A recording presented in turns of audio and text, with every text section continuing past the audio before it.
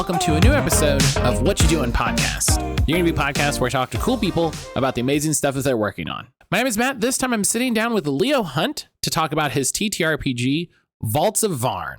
Vaults of Vaarn is an anti-canon OSR-style TTRPG where players take on the roles of adventurers exploring ruins, derelict ships, abandoned buildings on the titular desert planet of Vaarn. I sat down to talk to Leo because of the release of the collected Vaults of Vaarn, sort of volume 1 air quotes, on BackerKit, which by the time we were able to sit down and talk was so super successful. It blew away every goal he said he could imagine for it, which is really exciting.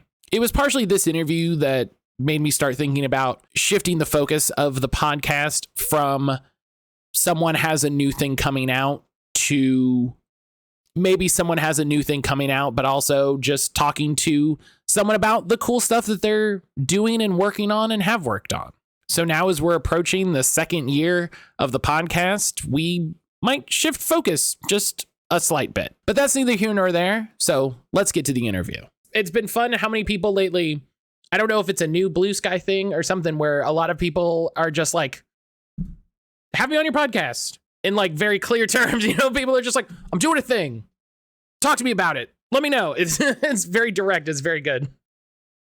Yeah, no, I've been trying to do that more because I guess I'm a little like shy or whatever. I don't really. I kind of feel like I was like, oh, I don't really, I don't want to put myself out there. I don't want to go and guest on people and I was like, well, I may as well just ask. I don't think there's any point being coy about it. So, here we are. I think game designers fall into two camps. They're either very extroverted and are like, here's my game. Come look at it. Let's talk about it. All of this. Or I made a thing. It's over there. Yeah. Go look at it. Yeah, no, absolutely. No, my general instinct is that I like people to know my work and not me. But I've kind of come to the conclusion that that's not really how it works if you're an indie creator now and the internet. So yeah, this is the turning over a new leaf to try and promote stuff more, basically. Yeah, it's a weird balance, and we could save this for the podcast, but it's such a weird balance. Like, you have to be how much you have to do as an independent creator for stuff. Yeah, definitely. No, I think that would be an interesting topic. Sorry, I'm making it sound like I don't want to be here. I absolutely do. It's just, it's not like not a natural thing for me to do, I guess. But yeah, thanks for having me. I think it'll be fun. Yeah, of course. And yeah, no, you're fine. It would be very funny if during the whole thing you were just taking subtle jabs at yeah, I guess I'm doing this, whatever. I want an Annie. I'm actually too big for this. Yeah, I don't even know why I'm here. I agreed to this before I won, so it's that would that would be really. See, that's a good bit. I like that. You just have it in the background, and then anytime I ask you something, you're just like, oh, what? Sorry. Oh, I was looking at my Annie. Sorry, I just. Yeah, it keeps falling on me while I'm. I don't actually know who has it. I couldn't get to America, so it's out there somewhere. I don't know. It's so weird. Anytime I hear anything about awards like that, if you're not there to physically take it, it feels as though they always enter this ethereal state where it's just where is it? I don't know. It's particularly bizarre because the organizers didn't even contact me. I was like, there's 5 people up for it. It must at least occur to you that I might be the one who wins and I'm not there. I don't know. It's weird. I always wonder how much security air quotes they have around that, where it's we don't want it to leak, we don't want it to get out, we can't email somebody because what if the email gets hacked, or what, how much silly security there is about it. I think what I meant was more it. Even without saying you have one, you could, if someone's lives in another country, you could just be hey, if you do win, what's the address for because nobody did that. There's no there was no if you were to win, what should we do? Should we contact you about shipping? Should we not, because you don't care? Right. Yeah. It could just be a form email. It just seemed kind of weird that they didn't do it. But so I have no idea what happened to that thing or whatever. They're gonna use it next year. They're just you know what? It's fine. We'll recycle. We don't have to buy another one. That's great. I don't know. Have you ever read the David Foster Wallace essay about the Adult Video Awards? Mm-mm. Um, it's fantastic piece of journalism. It's really funny. He basically went to the porn Oscars like in Vegas at the 90s, but one of the producers, this truly loathsome guy called Max Hardcore, basically was so incensed that he never won that he just breaks in backstage and like steals a bunch of the statuettes and like just kind of with a screwdriver kind of like it engraves his own name on one of them, which I always thought was funny. So yeah. What I'm saying is I'm going to do that. Next year I'm going to America and they will be mine. I'm going to go there. Yeah, they will be mine. I'm going to I'm gonna dress exactly like Max Hardcore and break into the Annies. Max Hardcore sounds like a guy who would wear the suit and tie T-shirt, but then also still wear a blazer over it because he wants to look respectable. He really is a loathsome person. He went to jail. He's a kind of interesting. No, in the thing he's described as wearing what must be one of the few long sleeved Hawaiian shirts in existence, which has always been a description that stuck with me. I don't know if I've ever seen one of those. That's kind of horrendous. That's when you start thinking about it, you're like, oh no, I never have seen one of those. No, what a completely appropriate and like bizarre thing to be wearing. It's just so wrong. What a hell of a way to open the podcast. I love this. Hi everybody, welcome to What You Do in Podcast, an interview podcast where I talk to cool people about the amazing stuff they're working on. My name is Matt. Today I'm sitting down with Leo Hunt. Leo, say hello. Hello everybody. It's me. It's Leo. I'm here. Leo is joining us on the back of an incredibly successful backer kit campaign for Vaults of Vaarn Second Edition. First of all, congratulations on that. It's not often I'm interviewing somebody while the backer kit is going, so we get to see how incredibly it's going. So congratulations on that. Thank you. And we talked about it a little bit in the pre-show. It might get included, it might get cut, who knows. But Leo recently won an Ennie at Gen Con, which is very exciting. Yeah, I did. I can just keep agreeing with your intro. That is a thing I did. You're correct. It was very good. It was good. Well done, Matt. I can see you've done your research. That's I like the idea of you just undercutting me every time. Just like, you've done a very good job. Yes, good job. I'll stop. But before we get into it, Leo, why don't you tell us who you are, what you do, and about Vaults of Vaarn? Yeah, sure. Thanks, Matt. My name's Leo. I'm a writer and illustrator. I've been working in tabletop games for, I guess, 5 years now, semi-professionally, and then it would appear full-time professionally now, which is quite odd. But I think I'm most known for Vaults of Vaarn, which is a kind of OSR, post-OSR, whatever you want to define it as, science fantasy game, which is set in a giant blue desert at the end of time, littered with the ruins of the far future, and it's kind of concerns, treasure hunters who are various post-human misfits who delve into these kind of buried kind of murder mazes looking for treasure and trying to avoid monsters, which is, of course, a very tried and tested formula. But I like to think I give it a strange little spin of my own, which people seem to like. So that's Vaults of Vaarn, basically.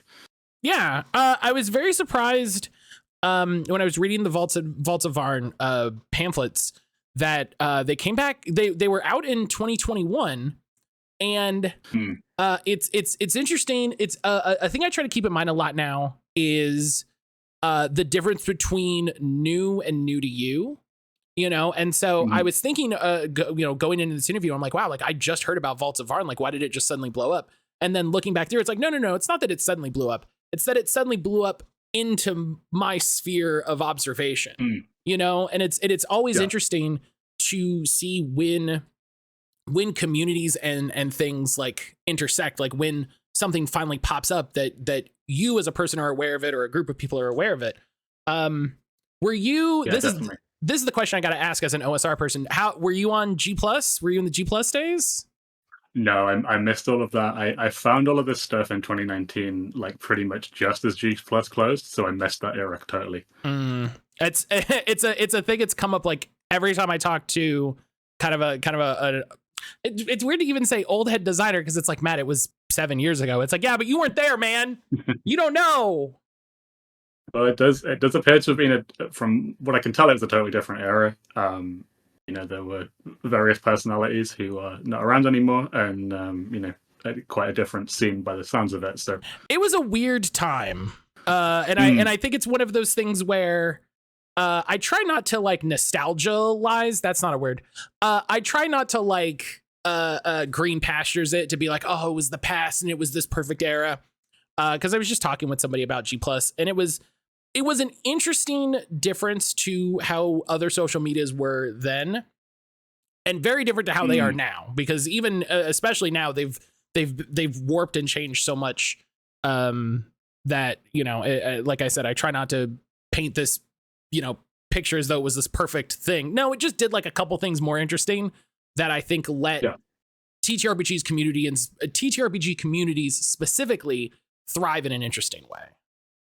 Yeah, I never had an account. I never used it, so I don't even really know what it did that was different. But it definitely seems like it shaped an era of the scene like enormously, and it's a little irritating even from an archivist perspective that you kind of don't seem to be able to access it anymore. It's very odd. I haven't looked lately. Somebody dumped a bunch of threads and stuff, but that was 5 years ago. So who even knows? Yeah. Well, I guess this is a call out. If anybody does know how you can read that stuff, or if anything is archived, I would personally love to read some of it. So if anyone's listening to this and they know, that would be great. Yeah, I'll see if I can find that thing, because I remember there was a lot of work done to preserve like the Blades forum specifically, because those were super active at that time. And then I think the Gauntlet stuff, and I'll have to see. I remember somebody did it and put it somewhere, but like I said, that's been years and years. So I'm sure it's around, but I've not found it, so that would be a good. So enough talking about dead social media. Or do you want to talk about MySpace? Were you just go? No. I was on MySpace. I don't remember how many friends I had. I don't think it was like that many. I do remember curating my top 8 with a certain degree of satisfaction, though. That is one thing that I wish on Blue Sky I could like curate my top 8 followers. And, big public list of like who your favorite people are. I think that kind of social ruthlessness has kind of been like sanded out of new social networks a little bit, and I'm just gonna say I actually like these kind of cutthroat meritocracies, and I think it should come back, and I think that Blue Sky should have my best 8 followers, and I can tell people that I'm moving them up or down, and you can get a notification when I move them out of it, stuff like that. I think that'd be good. Like, just a little bar underneath your profile that's like, here are my Blue Sky besties, and just right down the line. My besties. That's funny. You don't get to choose if you're there or not. I'm gonna put you there. If you say anything about it, you're out immediately. If you ask, gone. Do not question why the order I put them in. Like, that's not for you to talk about. But I obviously, if you question it, you're gone. Right. But this is not what I thought we'd be talking about. No, we follow the rivers of the conversation, and then sometimes we take a little 100%. Silly. So Vaults of Vaarn, like I said, I read through the pamphlets last night, and I've said this before. Sometimes on the podcast, you get going and you just got to take a hard left back to the conversation. You just gotta, you're like, that's a fun, nice goof. And then we just got to burrow right back through. Yeah, we're turning the car back onto the road now. So the thing that I made, yes. I was reading the pamphlets last night, and first of all, the thing that really grabbed me, and I had to check like every issue, the art and layout in this is phenomenal. There's a lot of, I think, like cleanliness in the layout when information is presented, when there's a particular density, but when there's a piece of artwork, which again, first of all, the artwork is great. And then the layout and how everything is shaped around that is, as a person who struggles sometimes with reading like dense pages, it kept everything very breezy, very flowing. In a way that like I feel like doesn't happen a lot in these sort of like 40-page zine style things. Like I feels like there's a propensity a lot of times to be like, here's a block of information. And I look at that and I go, I'm not going to read that. I can't read that. Yeah, sure. But yeah, first of all, like I said, compliments on the artwork. It was fantastic. It all managed to be like weird, but in a way that it all fit together, which what was, I guess, jumping in on that, where did Vaults of Vaarn kind of start for you? Oh, great question. I mean, it basically starts with me becoming dissatisfied with D&D 5th edition, which I think is a common thread with people who find the OSR and associated scenes, and that kind of led me to the kind of weirder side of D&D kind of blogging, things like Goblin Punch and False Machine. Very obviously plugs that. Because I read a lot, and I think I have a fairly good taste in writers and stuff, and I was honestly kind of shocked at how good some of the writing in that kind of the OSR blogosphere was. I was like, I've never heard of any of these people. They're not novelists. I don't know who they are, but I was like, well, I actually Patrick Stewart writes really, really well, as we know, and that I was kind of like, oh, there's something really interesting going on here. It kind of seems like the people who kind of write like I want to write and read the stuff that I'm into are making all this weird gaming stuff as well. And obviously, when you see another boy, with an ice cream, you want that ice cream. So I was like, I want to make my own kind of world and express it through this medium of the game, basically. And so that's what I started doing. And originally Vaarn was just my campaign, basically. I was like, I want to run an OSR style game, but I'm not interested in I'm not interested in the Keep on the Borderlands and Greyhawk and stuff like that. But the principles of kind of emergent gameplay and lots of procedural generation and that kind of stuff, that was interesting to me. So the vehicle for that for me was kind of science fantasy, because I was also playing Caves of Qud obsessively, and I love Book of the New Sun. So those were kind of the direction that I took it. I was like, okay, well, I'm going to do a Dying Earth science fantasy, and fill it with kind of bizarre post-human kind of creatures. And COVID kind of happened, and I started playing online pretty regularly with some friends who have really got nothing to do with RPG scenes at all. They just know me and were like, yeah, sure, we'll play in your game. And that kind of became Vaarn.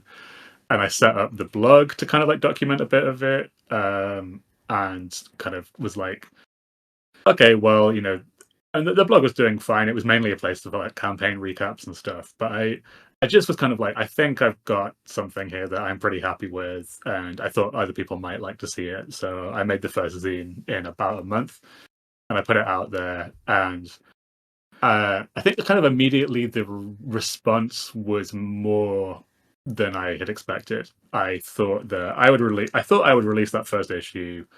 I thought maybe a couple of people would download it and be like, hey man, this was cool, and I'd be like, thanks, and then I would go on with my life and do something different. Mm-hmm. What happened instead was that, proportionately to what it was, or what I saw it as, which was a kind of hacked together little thing that I was proud of, and I'd learned a bit about layout and stuff while making that first issue, but the response was immediately quite strong. People were writing to me and had clearly read every single word in it several times and were asking me questions about stuff, and I was like, well, you guys really care about this. This is and I've been a writer for a while, so I kind of, you have to get this sense of if you're doing it professionally, because it matters what you spend your time on. I think you need to have this thing of I'll cast a wide net and I'll entertain all ideas. You have to be honest with yourself and kind of get the feeling of is there a really big fish on this hook that I can feel, or is it not really worth it? And this one, I just was like, I just think there's something here, and people are really, really responding to this little thing in a way that I just felt like I think this can go somewhere, and I think there's a really big fish out there. And as I'm saying this, I feel smug because I was proven right eventually, and I think the 2E campaign has been that big fish that I thought I felt the ripples of, and I wasn't quite sure like how to get it. So if that makes sense. So there's been obviously, and a lot has happened between that first zine and this that's probably worth talking about. But back in 2020, I just knew that this idea had like resonated with people, basically. Yeah, and it's interesting, talking about social media or that sort of internet era past, like just even having a blog and talking about your game is a thing that like was really popular for a while, and then has just kind of fallen off in that long form way.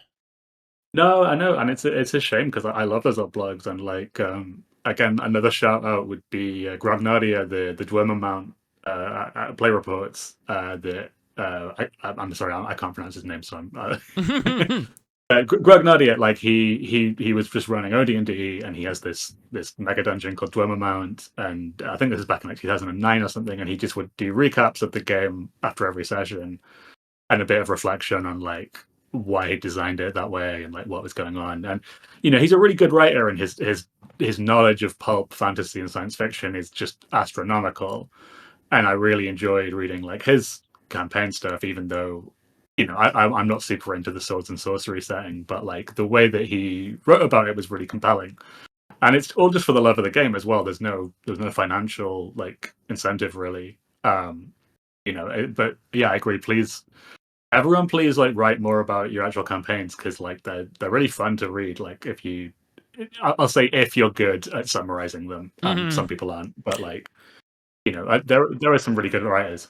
That was the trick, really, was it being condensed enough in a way that was entertaining to read, even if it was a little dry. It was condensed in a way that you got a little bit of just enough of like what was happening mechanically, but you were able to sort of keep the story going and get the imagery and like what's going on. And like another one I loved was the Black City. I think the blog's called Dreams in the Lich House, and the Black City is this kind of like basically the pitch is like Vikings discover the alien city at the North Pole from Mountains of Madness, and it's this kind of science fantasy like dark thing. And I love those play reports. They're really fun. There's lots of weird imagery and like kind of horror stuff that I really enjoyed. So yeah, there's another one I wanted to call out as being good if people haven't read it. Yeah, bring back blogs. Just have blogs. Please. It was great. I think people are starting to move. Like designers are starting to move some of their like design newsletter stuff to Itch, which I think is kind of interesting. I like the idea of there being updates and discussions and stuff around a game closer to where you find it. It's just funny because they again, I was talking social media, but they kind of want to like, they obviously, somebody who works there wants to like have this discussion happening on the game pages, but it's like so weirdly laid out that it's just like, I don't know, it doesn't work for me. But please everyone like have your own website or something and write long form stuff on there.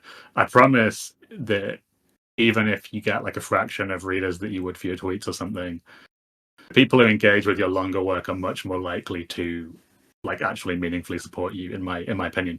Yeah, I agree. And even if all it is, hey, this is the collection of stuff I tweeted about this week or whatever, with some long form thoughts and kind of more nuance and discussion, people would like that. People would be into that. I think a lot of meaningful discussion is being sort of squashed by the attempts to fit it into a punchy little post that can get a bunch of internet points. Which guess what is actually a terrible way to discuss most things. It's really hard to have. I think if you want to have a pithy little post, that's fine. but it's not going to be a discussion. And a discussion is a different thing. It starts a different way. It's formed a different way. You have different expectations from the people who are engaging with it. And yeah, we just need to bring back blogs. Yeah, for sure. If you don't have a blog, like a space where you can write stuff of whatever length as well, because the other fun thing about blogs is they actually don't have to be essays. You can also just write stuff that's like a paragraph long or a sentence long and post it there as well. There's no lower limit of what you can write there. So yeah, blog, no rules. It's all gravy. It's yours. Like there's nobody telling what to do. And you don't have to worry about some weird AI coming in and telling you what to do. Probably. Yeah. Not yet. Anyway. Yeah, I don't. Asterisk. I don't know. Don't hold me to that. I'm sure WordPress are all in a meeting right now. I'm kind of trying to work out how they can get generative AI onto their platform. Between now us saying this and when I finally post the episode, WordPress is going to update their TOS for something and be like, actually, it all goes 100%. Straight into the machine.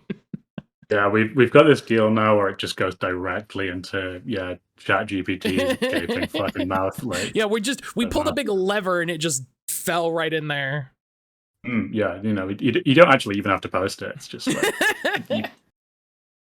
if you think it in the vicinity of your laptop, like the ChatGPT's already got it. I'm scared now. I'm considering this and I'm scared. I'm scared in my soul. Well, this is where the whole Neuralink thing's going, right? This is why Elon's torturing all those monkeys. Oh God, I haven't even thought about Neuralink in a year. Yeah. Oh no. Well, I mean, nor of the monkeys. They haven't thought about anything. But that's funny. But oh no. Oh gosh. Yeah. No, they're all preparing this like fucking nightmare for us in full view. But anyway, silly games. We just gotta. As far as I know, WordPress doesn't have AI integration, which is great. So that's good. I would appreciate that. I want to talk a little bit about the BackerKit campaign because there was some stuff on there that I appreciated. Looking at it as a person who is considering backing it, you presented some information that I think is really helpful, and I haven't seen some other campaigns do, and I appreciated the way that you did it. So for people who might not be familiar, Vaults of Vaarn was originally released as a group of pamphlets, or zines specifically, because pamphlets are smaller. A group of zines, and then the BackerKit also mentions blog posts and Patreon stuff, and most of that is getting collected into the second edition. And I really appreciated the sort of specificity and call outs on the BackerKit that's talking about here is the stuff that is not getting included, which is nice to see, to be like, here is all of the stuff. And it's like, here's what's going to be in this, so that if you decide you want other stuff, or if you have all of this stuff or whatever, here's what you can get, here's what you should buy. What was your planning with what you were ultimately going to collect, what you were going to put together for this second edition? Oh man, yeah, great question. So basically, like, the issue is, of course, that Vaults of Vaarn's as a project's like strength for me has been that I pursue it through a variety of like different venues. There's like my blog, there's the Patreon, there's the self-published zines, there's the deluxe book, and then there's my own campaign that has slightly different content to any of the published stuff because it does. So like, and that's all great, except of course it's not great for anyone else who's trying to reverse engineer all this shit, because it's like, oh well, why did he fucking write about this? Or like, I don't have the Patreon, so I can't see XYZ. Or even just the free blog has like 100,000 words of material in it now. So it's like, where do you even begin with that? So the question was, the part of the thing was, the question is like, where do you even begin with this stuff? And the attempt basically with the second edition book is to make a book that collects the first three zines, because that's what everybody wants. So they're all in there, that's all there, everybody. But the real question for me was not about collecting those zines, because they exist already and they're in the deluxe edition, but it's like how to kind of integrate that with all of the other stuff that I've written since like 2021, and like what's the kind of best of, what's the stuff that like fills the holes in those first three zines and like supports them in a way that like I can really slap a big hand, slap the top of this book and be like, this bad boy can fit everything in, basically. But of course, paper is limited. Books can only be so long, and I want to, I'd like to ship this as a small parcel, ideally not a large parcel. They're different categories, so they can't be too thick. And all of that means I got to make some choices as well about what doesn't go in there, and that means that stuff ends up getting left out. And yeah, but I think basically what you're saying about the campaign is like, I'm not hiding anything. Like, I'm not trying to put one over on anybody. I'm not trying to say something is what it isn't, because you'll get it and you'll see that it isn't what I said, and then you'll be mad at me. And like, why am I? I'm not trying to like, what I mean? I'm not trying to pull a fast one. So it's like, yeah, if you have the first three zines, you have probably like 50% of the content in the book. If that bothers, if you don't want to buy it again, that's fine. Like, you don't have to. But I want to be really explicit about what is and isn't included, and even down to like the fourth issue. Like, a couple of the pages from that are actually in the core second edition book, because there's some rules that are like separate from the big setting concept of the fourth issue. So it's like, they may as well be in the core book, but because they don't depend on the rest of it. But then the setting of the fourth issue needs a lot of like space to like establish itself, and there's not really enough room in the core book. Is this answering the question? I think it's yeah. No, you got there. So you approached it. It sounds like you approached it really from the perspective of, here is the size and sort of length, and size from like page count and like physical dimensions that you want to make, and then how do you fit the information and everything in there? Like, how much can you actually put in there? Yeah, that's the whole thing. It can't be the size of a phone book. It has to be X dimension. Therefore, not every word that I've written can be in there. And then, okay, so then it's like, okay, so what do you cut out? And actually, happily, the answer to that has turned out to be pretty easy. So, I've seen some people being annoyed that like the fourth issue isn't included in its entirety. And on the one hand, I understand the complaints, because like, if you see the purpose of the core book to be all of the existing zines in one hardcover, then obviously that will annoy you. That isn't what I see the purpose of it as being. But obviously I understand the other view. I think sort of the gut expectation would be everything collected in one book, which is probably what those people want, right? Is, here's everything Vaults of Vaarn in this one book. Here we go. And it to me, it sounds like from the backer kit and from your explanation that what you want is, here is the rules in a sort of containable, digestible way, that then if you want more stuff, because it's not like this is the end of Vaults of Vaarn. It's not like you're like, here you go, we're done and we're moving forward, or we're moving on to new projects. Not. So it's like, here's the rules, here you go. Anything that we make going forward, it's gonna reference back to this. Here you go. Yes, right. This is the foundation. This is like the core book, which I there's a lot of content in there. You won't, frankly, you won't, if you want to play Vaults of Vaarn, you won't need anything else. But like, going forward, and there are going to be more books because it's done really well. Going forward, like, there will be new campaign books that sit on top of this one as a baseline, and then if you want to do a different campaign, you have the core rulebook and one other book, and that's kind of how it works, basically. Yeah, I think it's perfectly reasonable, and like I said with the backer kit, I really appreciated the sort of like the clarity that you said. It's these three zines. It's this little bit to tie together in the rules. It's not this or this. So, and if you don't feel like that's worth it, then there you go. And I kind of appreciated just the clarity, and I wonder if that that clarity and specificity helped a lot of people decide to back it, to be like, oh, you know what, it would be nice to have the core rules as just a nice little book at the table, rather than all of these little printed zines or whatever they have. No, definitely. I mean, I think when you're marketing, and I think this is just kind of my my take on it, is the people you're marketing to aren't stupid. Like, so obviously you want to present yourself in a good light, and I'm not going to do myself down, but like, just like tell them what the thing is. Like, don't you don't need to obscure it. Unless you're selling them literal snake oil, obviously, in which case you do. But if you're trying to pitch people a book or whatever, like, tell them why they should be excited about it, and like, but also don't misrepresent what it is.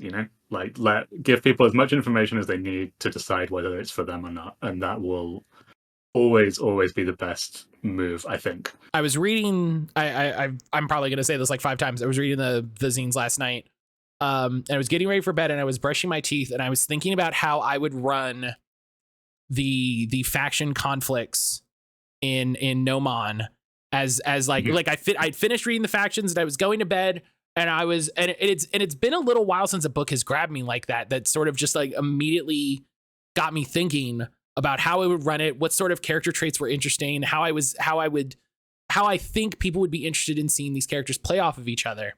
And like, I think if nothing else is, for me at least, a fantastic recommendation for Vaults of Vaarn, like, go check it out. Like, it's a fantastic setting. It's very rich. It's very rich in a very quick way, which is a thing that a lot of people appreciate in the OSR, and I love to see, of just like, it doesn't waste any time. Like, here's what Vaarn is. Here's the people of Vaarn. Here's their stuff. The second issue is all the your big city, and you're going through, and you're immediately presented with the conflict and the NPCs, and it has a very light touch with the fiction that I enjoy. As much as I enjoy a lot of more narrative focused games, a lot of less, it's silly to even say less rules light, because OSR is very rules light when it wants to be. But I feel like sometimes the story gets lost in the focus on not the focus on not having rules means that the story sometimes gets lost. Whereas with this zine, it felt like it was like, here's the rules. All right, we don't have to talk about that anymore. Pretty much. What was your kind of intention with designing like Vaarn as an OSR game specifically? Oh, okay, that's an interesting one. You mean as in like the rules, or like the setting, or what? Because I guess they kind of. I mean, I guess the rules, because I think it wouldn't be, in 2021, I don't think anybody would have been surprised if something like Vaarn was made as a D&D hack, right? Like, there are probably any number of games and blogs and writers that made stuff around that time that just said, well, we'll take D&D and we'll do this and this, And I, getting to it, I appreciated a lot of stuff in Vaults of Vaarn. You presented a lot of information, but you didn't present a lot of ways to resolve it mechanically. In a way that, like I said earlier, like talking about the readability, it kept all of the pages really clear and really readable and really evocative. I wasn't worrying about like, oh, what is the to hit on this anti-material rifle or whatever. I was just like, oh, that sounds like a goofy, that sounds cool. Like, oh, I shoot this gun and then it shoots him again. That's rad. Oh yeah, I know the one you mean. Yeah. I think basically like the design, the design ethos is like probably following my own brain, which is that I am not very good at maths, and I get very impatient with having to read like rules that I find are too kind of mathsy, and I'm like almost, I guess I'm almost like a free. I can't pronounce this one either. I really struggle with these like German kind of words. Oh, the free Kriegspiel?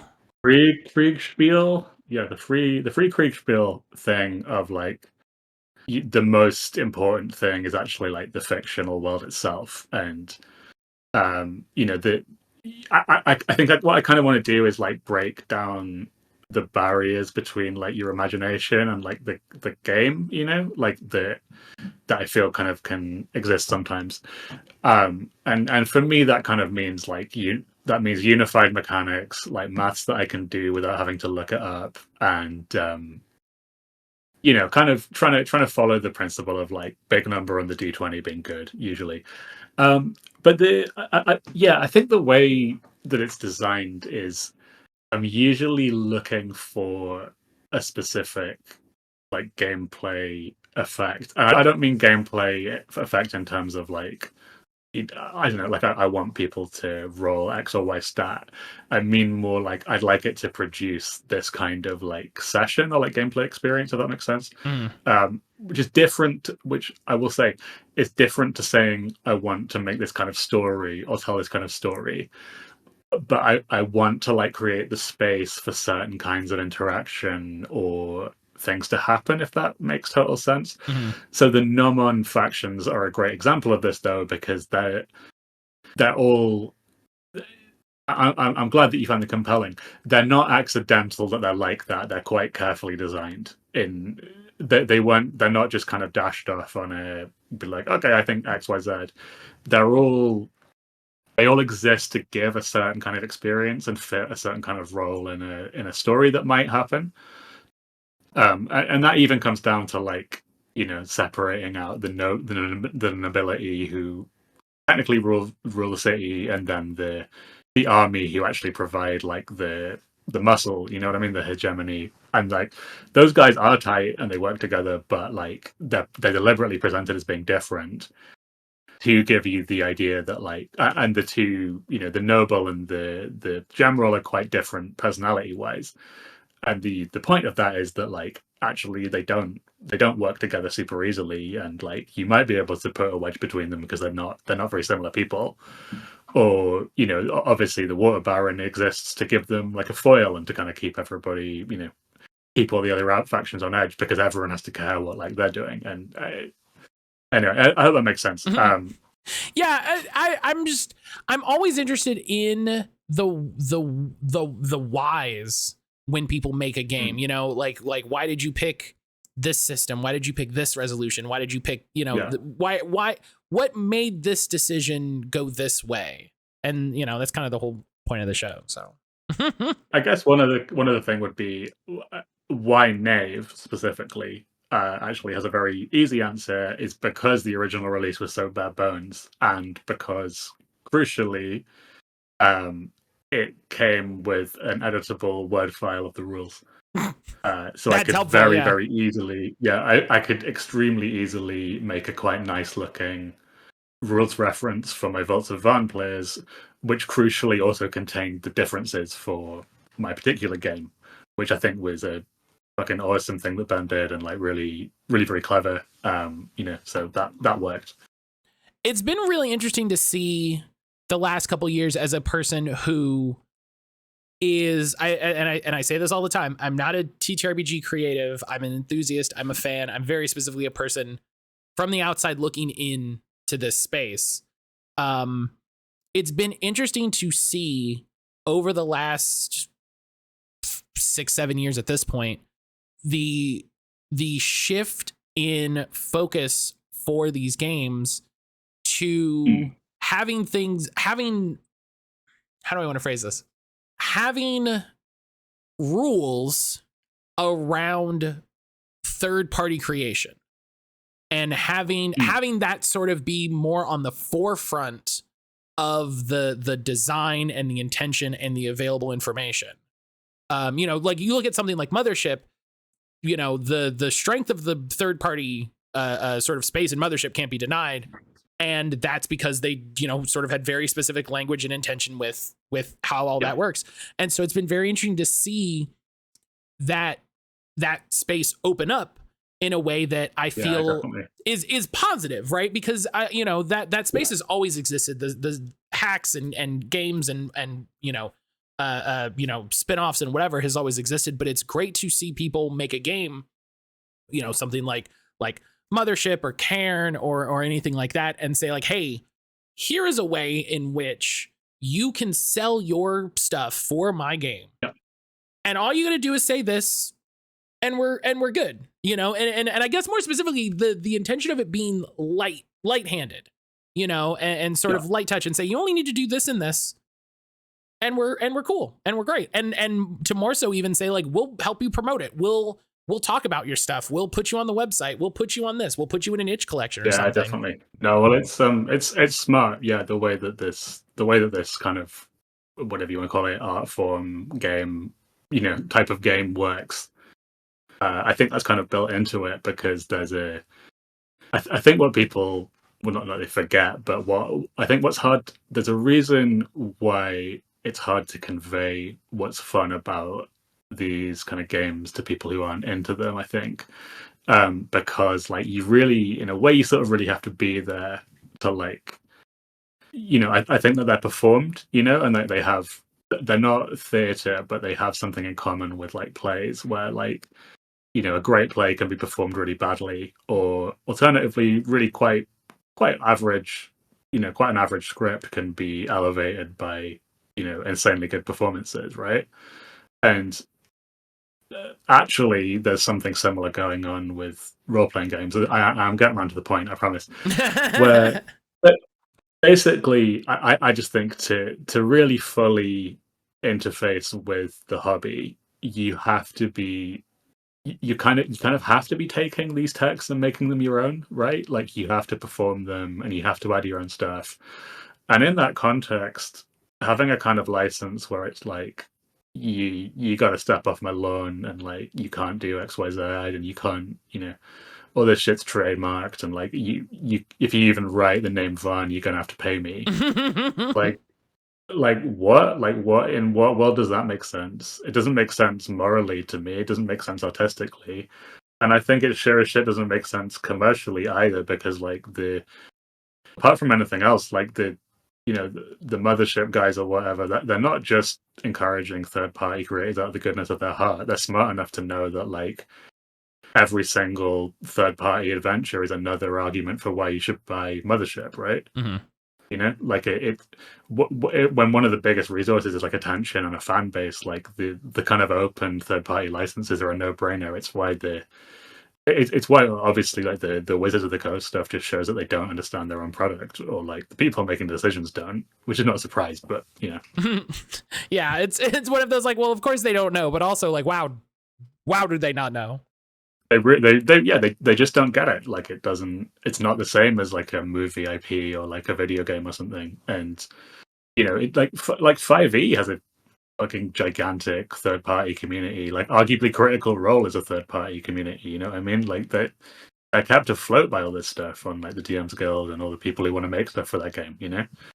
A lot more than the frankly absolute dog shit they put out is, like, the official adventures from what I've seen. Like, yeah, I haven't heard, even from people who like 5th edition, I haven't heard a good word about a 5th edition product in more than a little bit. No, that's what I mean.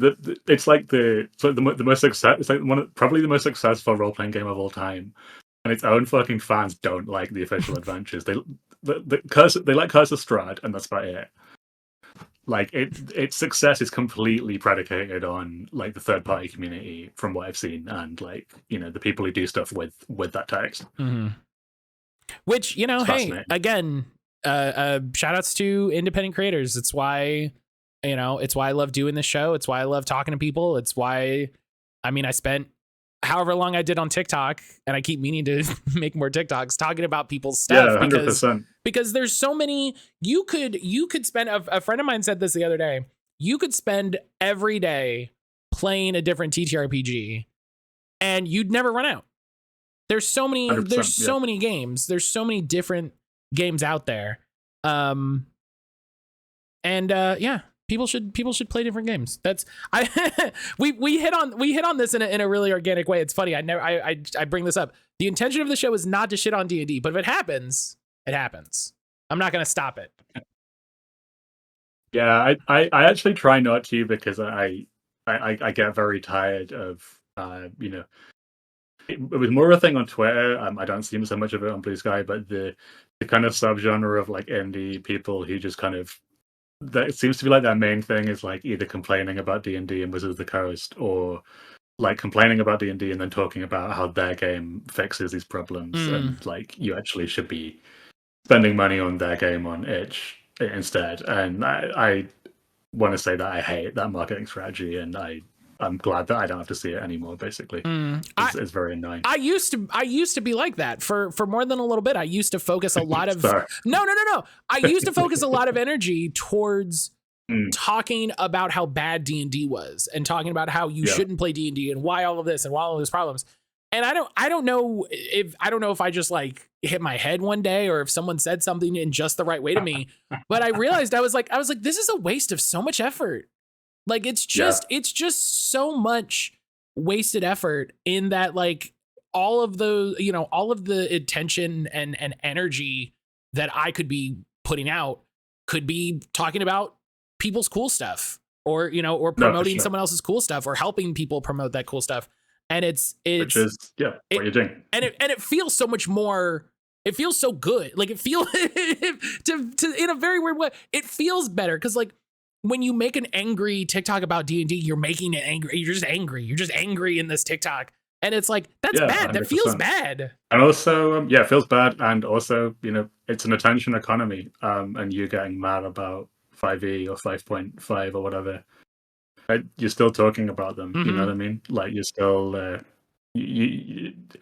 negative publicity is still publicity. As I think various political figures have shown us over the last decade as well. Actually, like it's getting too real. It's getting too real again. No, I'm joking. You're fine. You're fine. No, never. You heard it here. I am deliberately. I'm directly comparing 5th edition to Trump. No, I'm not. I like you were bought it, and the last second you're like, no. I'm just aware of like I just don't care about people taking it out of context or whatever, so I'm not going to do it. But you can if you want to clip it and where I almost said it, then everyone have at it. So getting back to Vaarn. Vaarn, you describe Vaarn as an anti-canon setting. Yes. And I think I've been thinking a lot about canon over the last couple years in sort of the fallout of the MCU and Star Wars movies and all of this. And I'm curious what your thoughts are with. I think it's interesting to have a setting that you describe as anti-canon. I don't mean this in a negative way. If it comes across negative, I don't mean to. I think it's interesting to have a work where you're like, this is an anti-canon setting. And then in issue 2, you're like, here is this canonical city in the setting. And I know those ideas aren't, combative or exclusionary, but I'm curious what your thoughts are in saying that, and then continue to shape the setting and what that means for you in the design space. I will say first up, I'm actually really glad that you asked this question. And this actually shows that I will drop this little bit of marketing knowledge for you guys for free, because and this is slightly contrary to what I said earlier about people not treating people like idiots. But if in the introduction to your game or in the kind of blurb you describe it as something, people will very frequently repeat that is what it is, and they usually won't question whether subsequent stuff you write actually may contradict the stated aim. And I am a great example of this.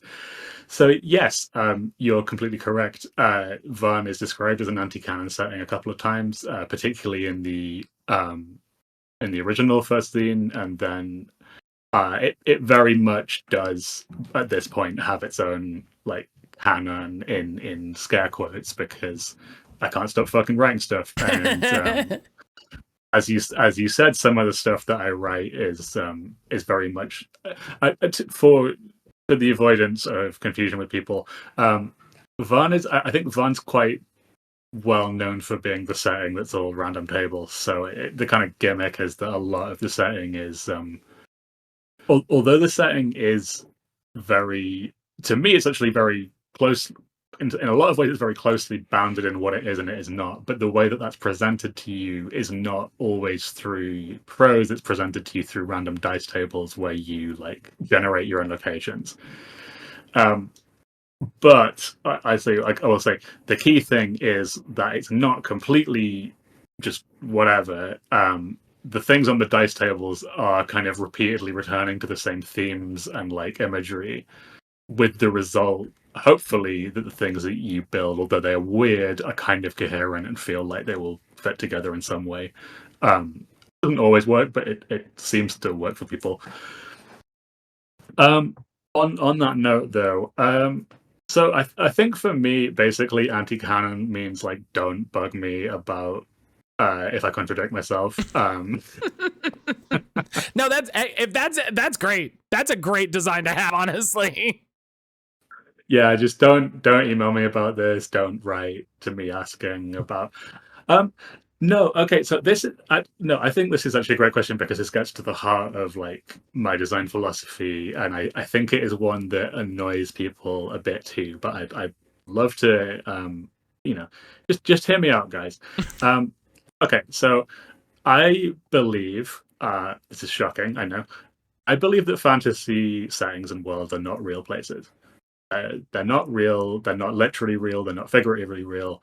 What they are is, how can I put this? They're first and foremost for me, they're emotive spaces. They're places that I want to evoke emotion. I want to kind of make you feel or like think of something, and that's what's really important to me. To me, they aren't logistical or rational spaces, and I think people struggle with this sometimes because, as an example, there is no map of Vaarn, and that's like quite deliberate.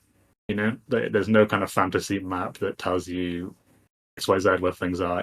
You will get maps of like specific locations, but there's very deliberately no like, here's the big hex map of Vaarn and here's all the stuff that's there, because I don't want to show you that, and I don't want to make one, because to me the point should be like you can kind of make your own map. And like, no, there is the city of Nomon, sure, but like it doesn't really say where it is, and the point is that you can put it where you want.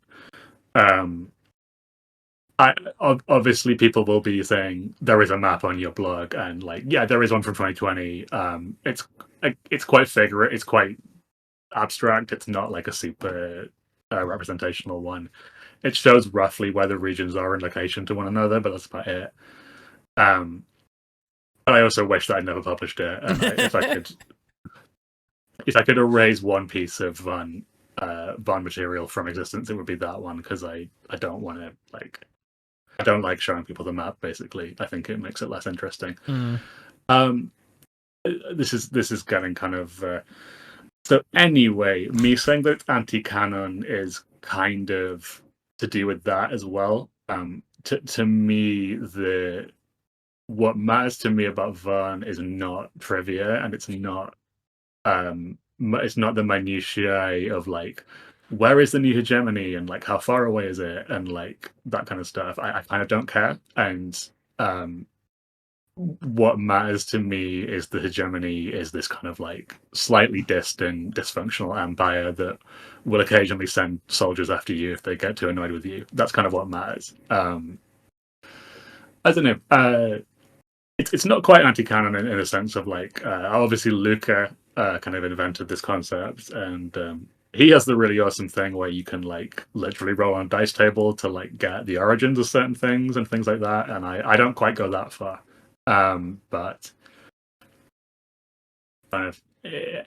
And I also just I think there's this kind of what I would call like Wikipediaing of like fantasy fandom, and kind of like everything has to be measured and like categorized and kind of memorized, and I don't like interfacing with fictional worlds in that way, and it doesn't interest me. And I kind of I kind of stick that in the intro to be like, don't do this, and like don't bug me about like how far away something is, because I don't care. And I think that's a great sort of design track to take.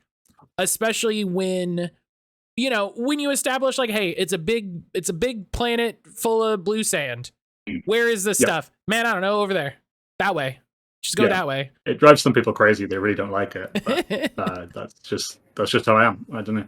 And it's very refreshing. And not that this is done a lot in the indie space, but I know, like, you know, for 5e and even, you know, Pathfinder that I enjoy, a thing that, you know, and you know, I mentioned talking about it in reference to like thinking about the MCU films and Star Wars and stuff, and this sort of weird obsession people have with filling a space. I'm a big old Lost fan, and I loved early Lost when it was a lot of big mysterious space, and we had, you know, you knew something happened near the beginning and you knew what it was now, and you were like, well, how did it get that way?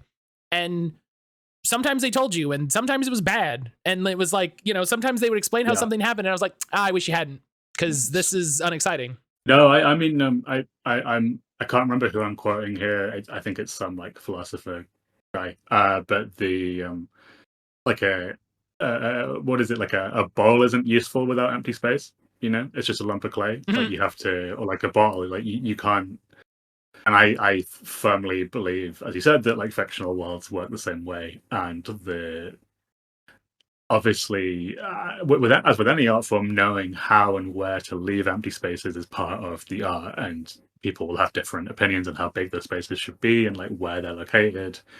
But you have to leave some, and you know, over explicating the entire thing, I think, is just fucking death to like fantasy. Basically, it's it removes what makes it interesting to me. Coming back to another part of your question, though. Yeah, I think the thing is, like, stuff like Noman actually it is canonical in a way, because it presents like this city that works in quite a specific way, and as you said, has specific named characters who exist and have specific personalities.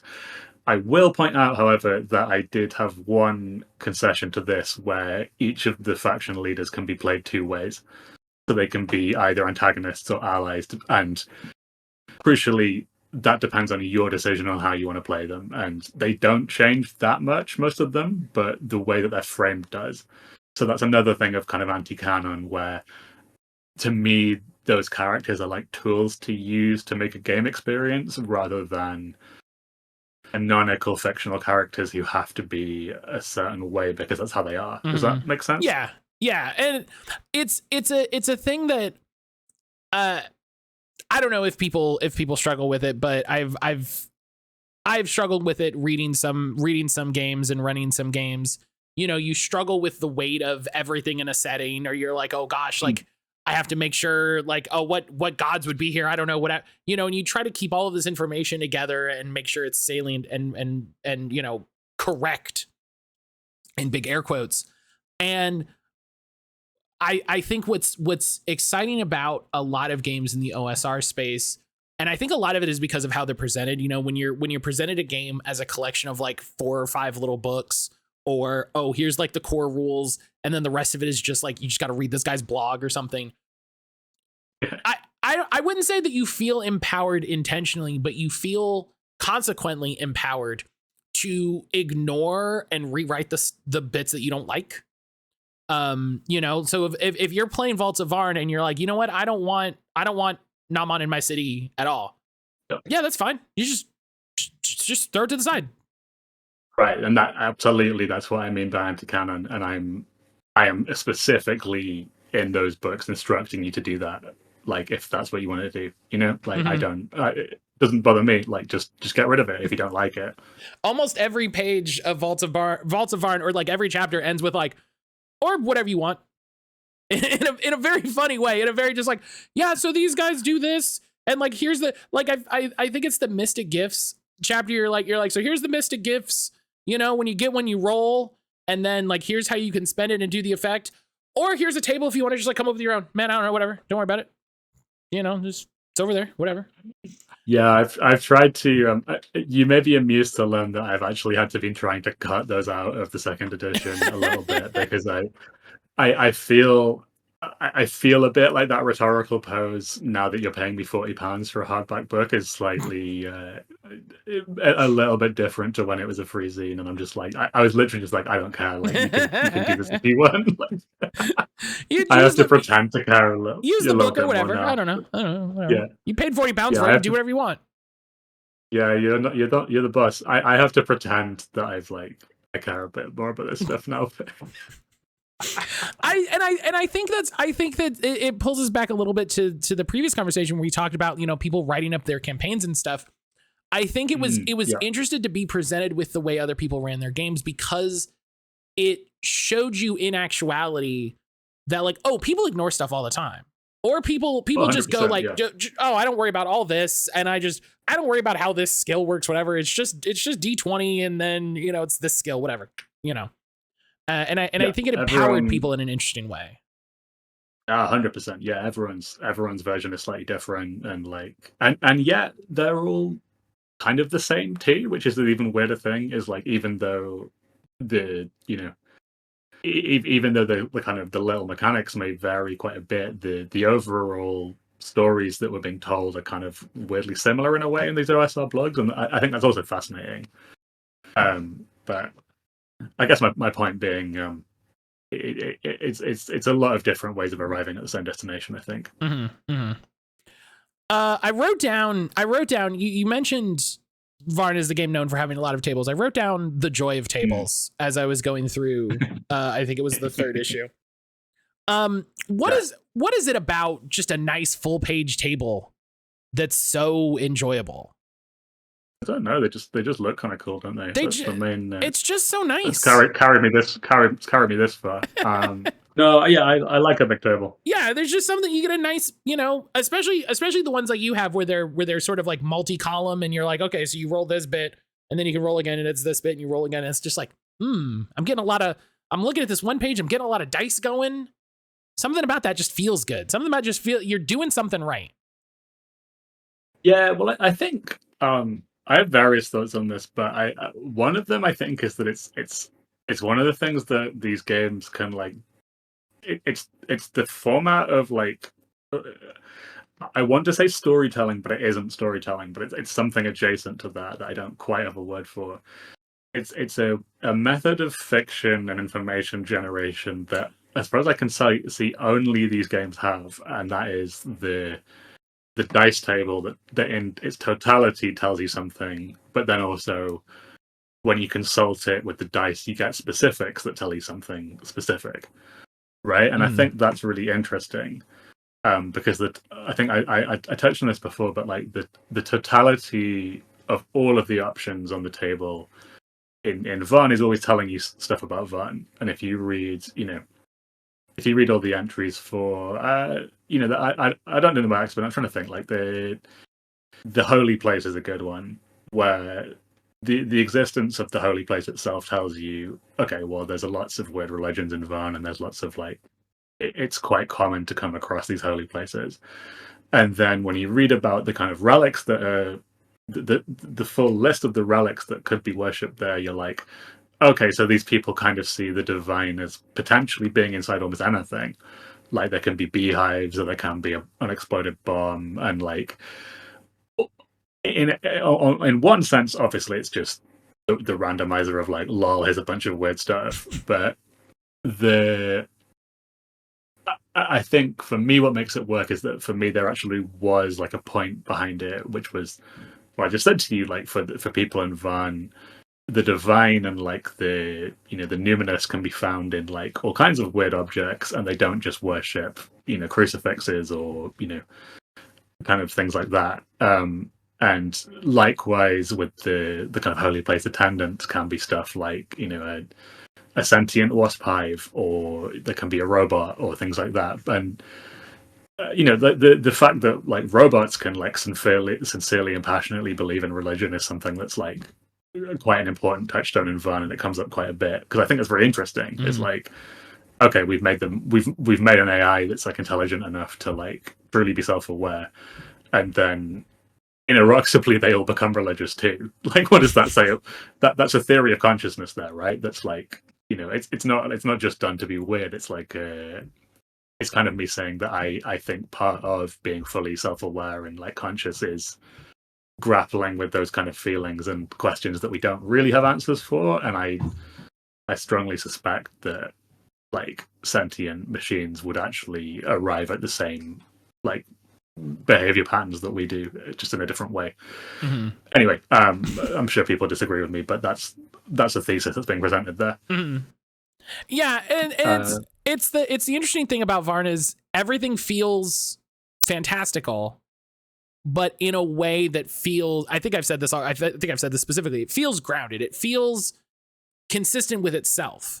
And so while while your party might be like a mushroom guy and a big insect guy and a regular human and then a hyena lady, it's they're all consistent with each other. They're all cohesive. They all seem to fit in this weird knot space. And it's interesting to see how that works. Yeah, sure. I mean, I think for some people it is too weird, and I'm keenly aware of the reputation that it maybe has for like being a lot of wacky random stuff, and obviously that is part of the fun, and it's a way of like sometimes kind of making jokes and like making these kind of absurd scenes as well, but. As I just said with the robot religion or like things like that, there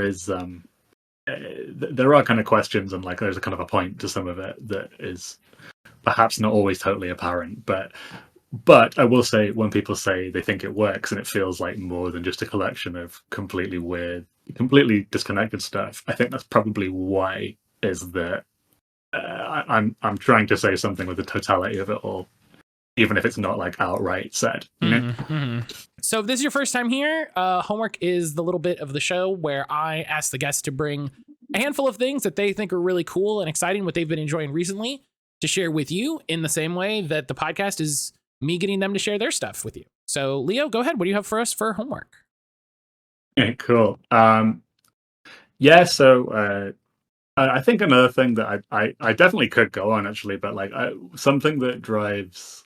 Another thing that kind of drives my my fantasy writing is, and this may seem contradictory to what I said about me not caring about like the quote unquote reality of a place, but bear with me.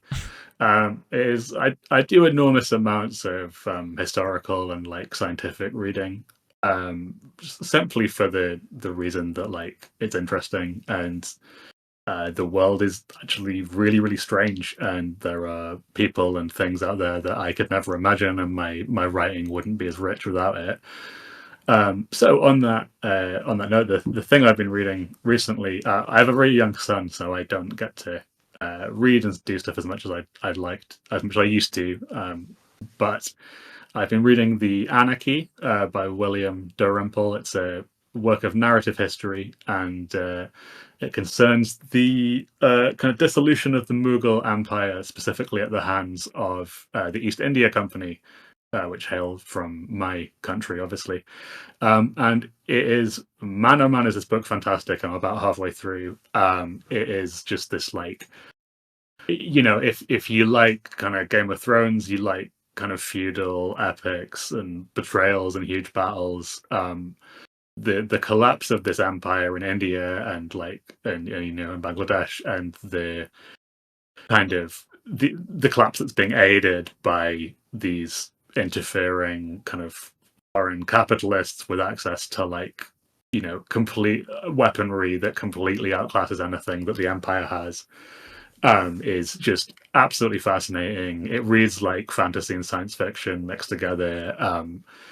Huge personalities, crazy betrayals and battles. The kind of the devouring of this like corpse of this like ancient kind of feudal empire by this kind of rapacious like boa constrictor nascent capitalist entity, basically, that's just swallowing it all whole, is loathsome and completely fascinating. Definitely, like if you're into I guess if you're into learning about anything, the book's great. Like it's really deeply researched. It uses a bunch of sources from the time period that haven't been translated before, so it is genuinely new material. But crucially, he also writes like a novelist, and you're just like on the edge of your seat, being like, "What's going to happen next?" Even though you know like what happens, but that really real great gift for character and like drawing kind of human portraits of these people involved in this world. So that book is fantastic. It's been really well deservedly praised, so I'm not the only person to have found it. Yeah, so that's what I'm reading at the minute. On a totally different note, I have been really enjoying the comics of Simon Hanselman recently, specifically the ones on his Instagram. If you're not familiar with Hanselman, he does this comic called Magmog and Owl, which is about a witch and her cat and an owl who smoke weed and live together in some kind of house in suburban America, I guess. And he is just, I think, one of the funniest writers working today. It's just kind of like his comics just kind of capture that absolutely bleak, like stay-at-home stoner lifestyle in a way that I don't think I've seen anybody else ever manage to write about. And he's also just incredibly acidically like funny and weird. And the latest story that I've just been absolutely howling with laughter every single day has been the character Owl, who's this kind of if you watch Peep Show, he's basically Mark from Peep Show, but he's an owl.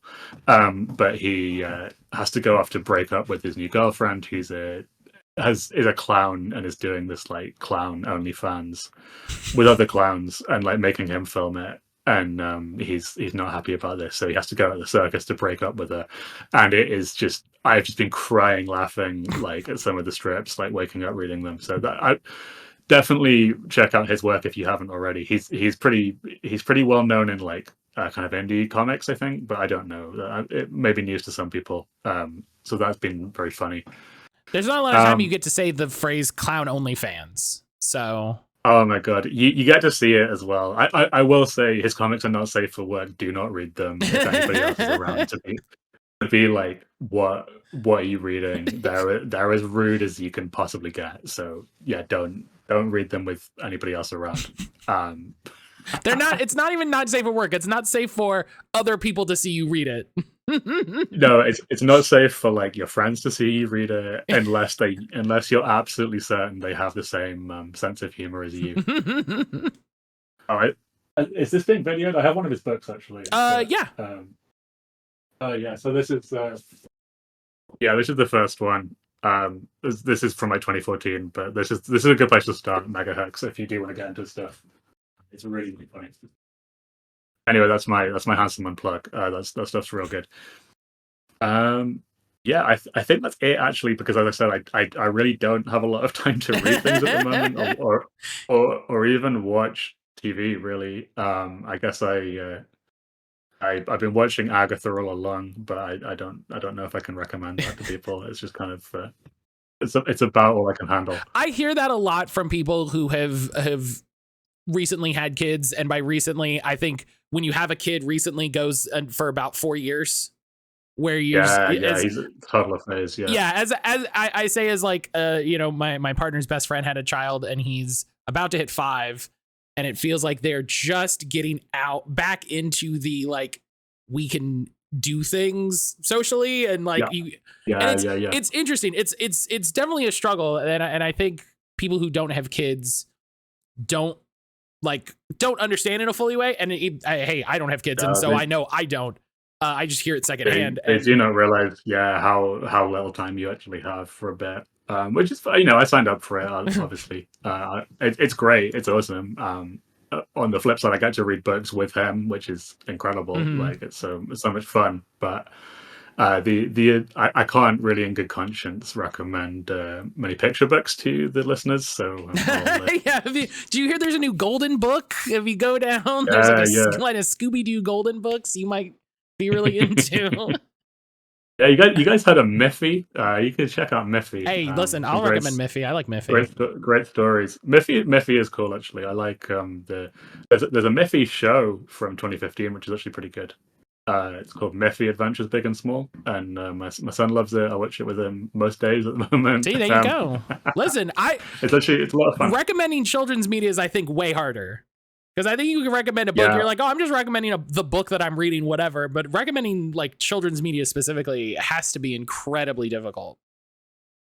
It's weird. I mean, I'm exposed to a lot of it now. I really like animation, so I'm just trying to like get him to like shows that at least are quite well animated. And weirdly, the 2015 Miffy show I actually think is really well animated, because if you're familiar with the Miffy books, they're very minimalist and kind of like brightly colored, and they managed to do that like but 3D, but like not make it look bad. It actually looks quite good, which is really, really hard to do. I think most studios, given that brief, would have like completely fucked it, but whoever's behind that show, it looks great, honestly.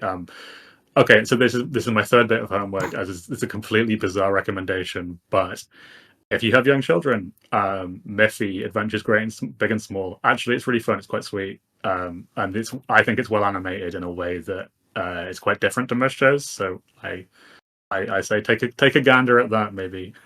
No, I'm curious if my godson will like it. We'll have to try to get him to watch an episode or two. It's quite fun. Yeah, it's quite well written too, which is weird to say. But it is. But so I always love homework, because sometimes you get like the Miffy recommendation where it's just like, oh, I wouldn't have expected that at all. You know, sometimes you get a little surprise. It's a treat. I didn't think I was gonna, and then I thought, like, actually, do you know what? We're talking about the whole breadth of human experience, so yeah, why not? I've watched ungodly amounts of Miffy in the last month, so why not talk about it? But so that brings us to the final question. This is the 3 question. On the first episode, I asked my guest, the Amazing Star, who the top 3 people she would want to have on her podcast was, and ever since then, I've asked the guest some variant of top 3, whatever, as just a nice little kind of button way to end the show. I don't come up with it ahead of time. I come up with it during the show so that it's a surprise even to me. Good top 3 question. Oh, okay.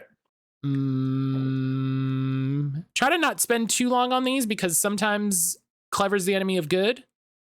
I agree. Just go with your heart. Yeah. On this one. Oh, here we go.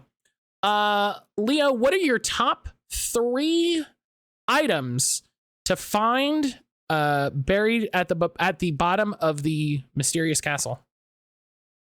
Oh, top 3 items. Well, you know that I'm hoping for some kind of light source, preferably a kind of supernatural gem of some kind that will cast a radiance, or like a minus helmet, and then obviously, people are thinking, oh, he's gonna say he wants a sword. Classic. No, my friends, no, violence is not the answer. There's the sword can easily be used to kill you as well. What I want is obviously, a ball of string, so I can tie it to something nearby, and then kind of like you can know which way you've gone. That's really important if I'm lost below the castle. Classic Theseus's kind of labyrinth shit. It's the real heads know that like there's no point taking a sword if you're gonna starve to death because you got lost. Can't need a sword. Yeah. Finally, I would just really hope that there was like a bag of nuts or something, kind of really compact like energy source again, so that while I'm wandering around with the magic gem and the rope, I'm not gonna starve. I'm gonna ration those nuts, and I really, really hope nobody hears me eating them. These are the really funny ways that the real world can influence your game if you let it happen, because it's so funny to have like your characters, have your players like in the store, like at the store, like getting ready beforehand, like, okay, we got to make sure we have string and we have lanterns and stuff, and have someone just be like, "Dude, does he have just like a bag of nuts?" And it's just like, you've got like 3 airplane thing of nuts, just little little foil bags of nuts. Yeah, sure, why not? Yeah, I want to find some trail mix, and they'll just keep me right. Yeah, those are my things, I think. That's good. I love the little bit like, yeah, a sword can kill you just as easy. Like, you know, Yeah. you got to think about these things. Honestly, yeah, like I unlike you, I think I live in a place where we're not allowed to have guns. But like the thing I'm always told is like, unless you know what you're doing, if someone breaks in your house, don't go and threaten them with a knife, because a lot of stabbings actually, it's the person who brought the knife to the fight who gets stabbed because they don't really know how to use it. Just dropping a little bit of wisdom for everybody here.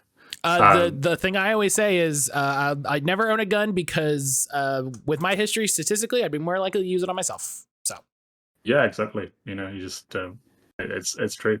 And likewise, that's why I don't have any knives, because I might stab myself with one.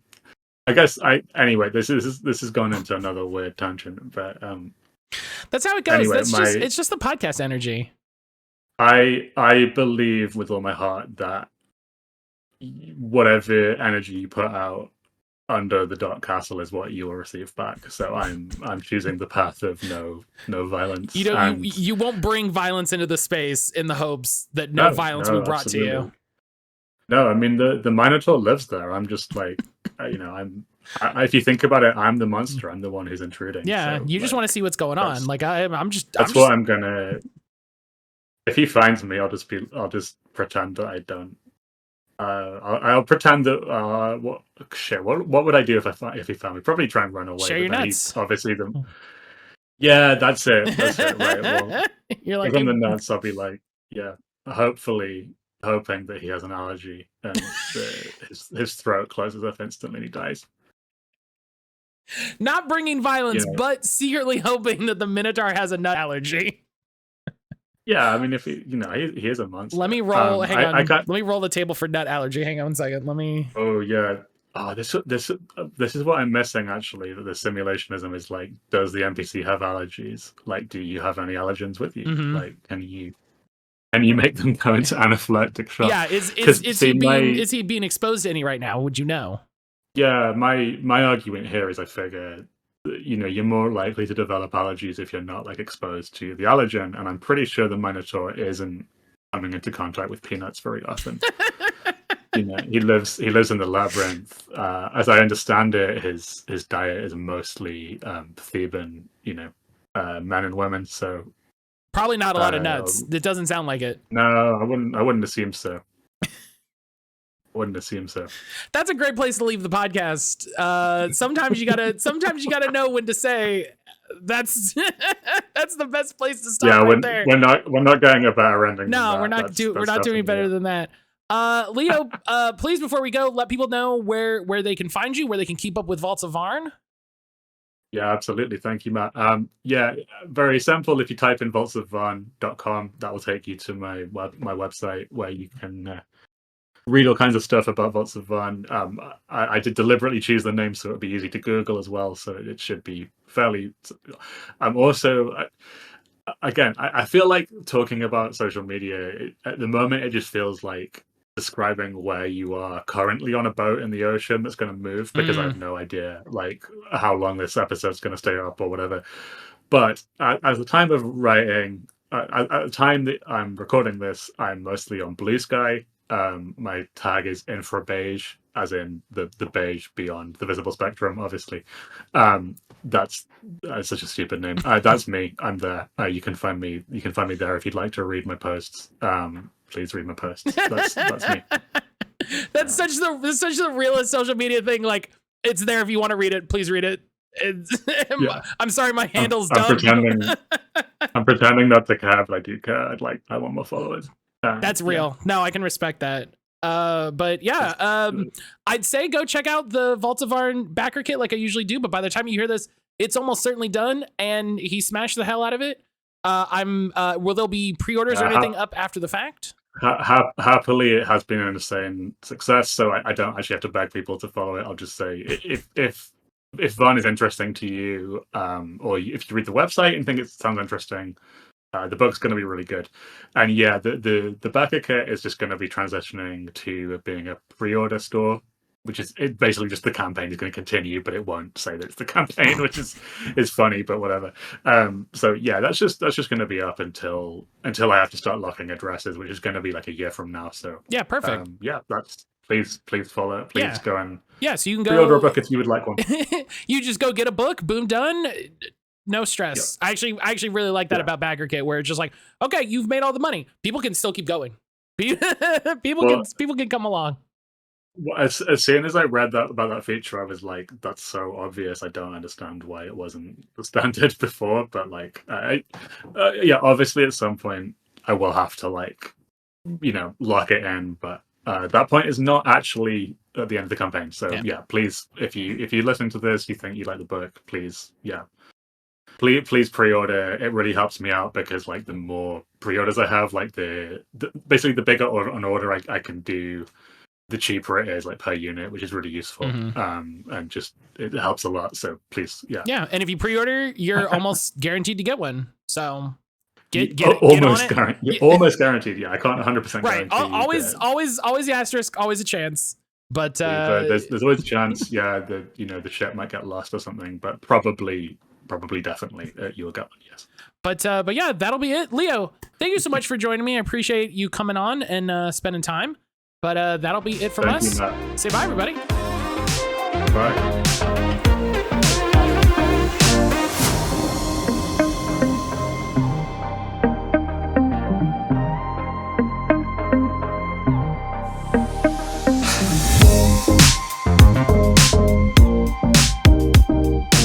And that's the podcast. I want to thank Leo so much for taking time to chat about Vaults of Vaarn. If this got you interested, the BackerKit pre-order store is still currently live. You can go and pre-order your physical, digital, whatever you would like. There's even art prints I saw. All of that is still available to pre-order. And as always, the BackerKit link will be in the description. The links to Leo's website and itch page will be in the description as well if you want to go see what else he's got going on and keep up with his work. While you're down there, you can find links to my social accounts and the show's social accounts.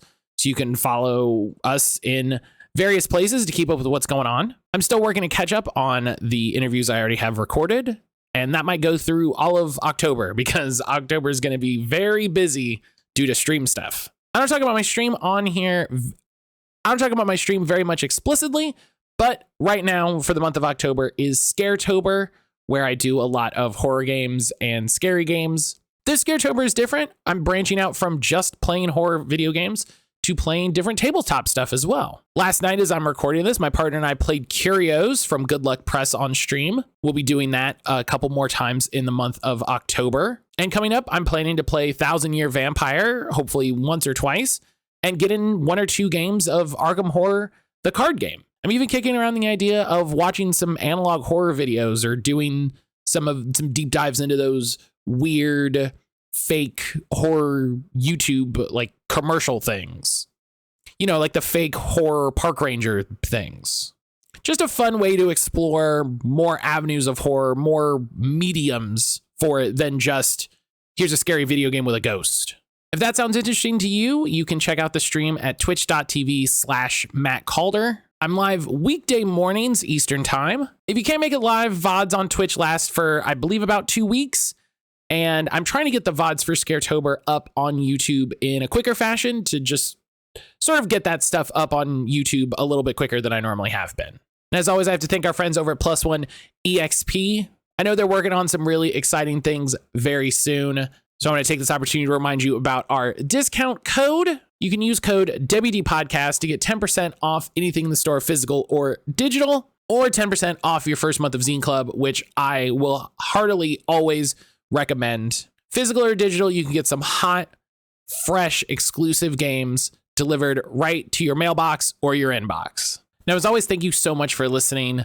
This podcast has done so much more than I would have guessed a year ago when I started sort of putting the first pieces of this together. I've been so lucky to have such amazing people on the show and some incredible people express interest and, send me good words. And I've thought a lot about what the point of this podcast is. And I've said it a couple times on the show, but I really just want to be a place for people to be able to talk about the thing that they're working on and be excited about it in a way that's kind of explicitly meant for air quotes marketing and for people to just be able to talk candidly about their work and their projects in a way that microblogs, social media websites, or weird paywalled subscription newsletters kind of don't allow for. I definitely understand maybe I haven't done the best job with this podcast as I could have, but I feel like I learn something new every episode. Every new interview teaches me something about the form, about the structure. I'm doing research in my off time to try to polish up my skills on that. So hopefully you're enjoying yourself. Hopefully you're having a good time. And again, thank you so much for listening. I hope wherever you are, you're happy, you're healthy, and you're safe. And I'll see you in the next one.